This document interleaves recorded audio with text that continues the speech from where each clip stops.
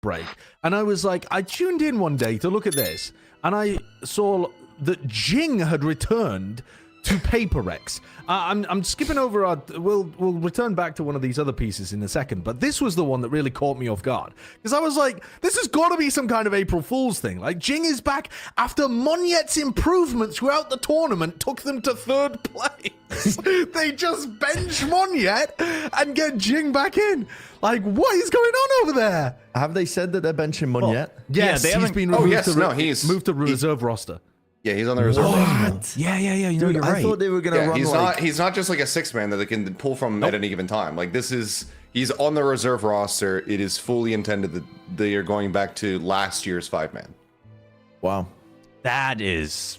How bonkers is that? Well, that's why I took issue with this because I mean, you know, I summarized it all in a tweet. But while I'm very happy, and I think that this is awesome to see. I'm happy that Jinggg doesn't, you know, have to go to the military. I'm glad that he can continue his career and everything like that. He doesn't have to put it on pause and then try to, you know, pull his boots back up, you know, and get back into it 2 years later. I'm happy for him in that regard. I'm happy for the team because obviously the team synergy and everything is going to still be there for them. But this fucking sucks for Monyet. Like this really blows.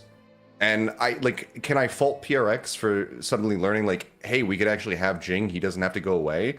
And then electing to go with Jinggg. I can't really fault them for it, but it also just, you know, this player who already had a breakout year when he was on global, looked incredible, playing in an off role, set a land kill record for a period of time, comes into a team in a position that it's almost impossible to fill, and then finally starts looking like he's filling it, and then he's just fucking removed. It sucks. By the way, the word finally there, just to jump in for a short moment, the word finally that you're using is also, like, he only started scrimming with the team at the beginning of the year. Like, they were playing off-season tournaments without him being in that starting duelist position. Sure. So he actually hasn't had very long even to do well, that. I'm taking my frustrations with the off-season stuff into account there, where, like, they could have just been running him the whole time. They could have had more experience with him. They delayed that by giving Jinggg his last hurrah, which is now just a happy little off-season tournament.